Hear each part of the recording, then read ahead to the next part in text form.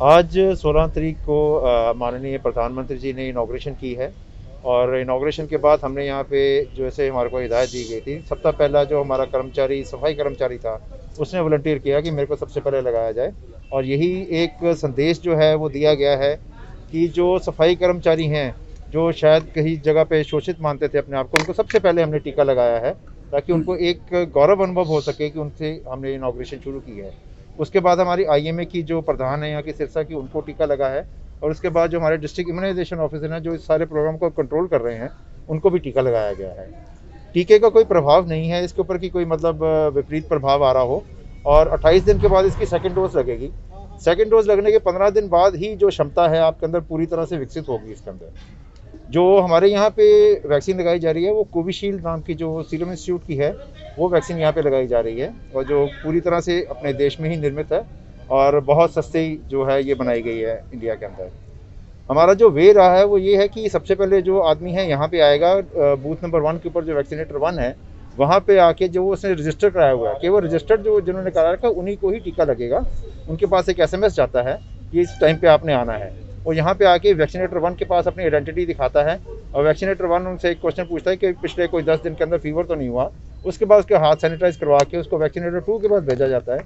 Vaccinator 2 अपनी जो उनकी लैपटॉप है और या उनकी ऐप जो फ़ोन के ऊपर है उसके अंदर उनकी ID निकाल के और उसको वेरीफाई करता है। वेरीफाई करने के बाद वो वैक्सीनेटर 3 को कहता है कि इनको आप टीका लगा सकते हैं। टीका लगाने के बाद उसको वैक्सीनेटर 3 दोबारा वैक्सीनेटर 2 को बता देता है कि मैंने टीका लगा दिया है और उसको फिर दोबारा अपनी ऐप के ऊपर अपडेट कर देता है। वो एक डन माना जाता है। इसके बाद आधे घंटे के लिए उस व्यक्ति को जिसको हमने वैक्सीनेट किया है उसको अलग से बिठाना है ताकि कोई भी उसके अंदर कोई दुष्प्रभाव हो तो इमीडिएटली देखा जा सके, उसको इमीडिएटली ट्रीट किया जा सके। तो डॉक्टर साहब, लोगों में अभी भी डर है, जैसे लोग सैंपलिंग नहीं करवाते थे, क्या आपको लगता है कि टीकाकरण करवाएंगे और आप किस तरह की अपील करेंगे लोगों से?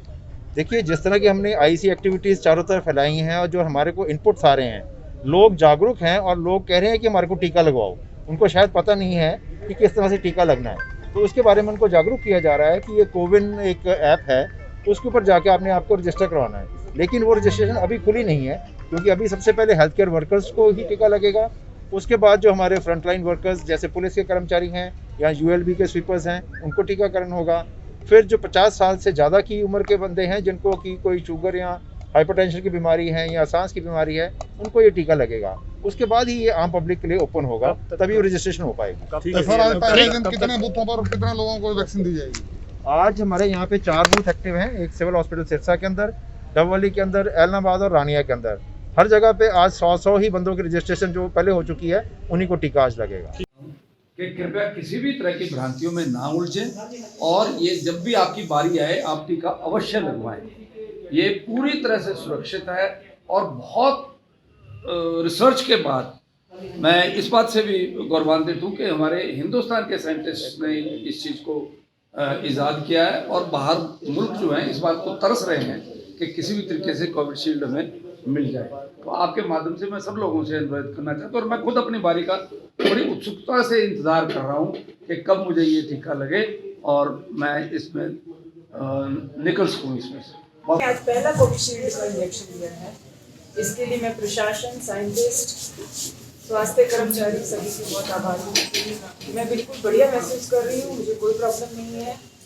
यहाँ जिला प्रशासन में सब अरेंजमेंट किए हुए हैं, किसी भी प्रकार की एडवर्स इफेक्ट्स को लेके पूरा इंतजाम किया हुआ है। डॉक्टर्स की लगी हुई है, प्रशासन पूरी तरह से तैयार है किसी भी तरीके के एडवर्स इफेक्ट्स के लिए। और ये वैक्सीन पूरी तरह से सेफ है और इससे हम कोरोना को मात दे पाएंगे। क्या कहना चाहिए मैडम? कोरोना काल में देखा गया था कि आम लोग सैंपलिंग भी नहीं करवा रहे हैं, क्या आपको लगता है कि टीकाकरण करवाएंगे? सही है। मेरे ख्याल से मैं सबसे अनुरोध करूंगी कि सभी को टीकाकरण अभियान में शामिल होना चाहिए और सभी को ये टीका लेना चाहिए ताकि हम कोरोना से विजय पा पाएं।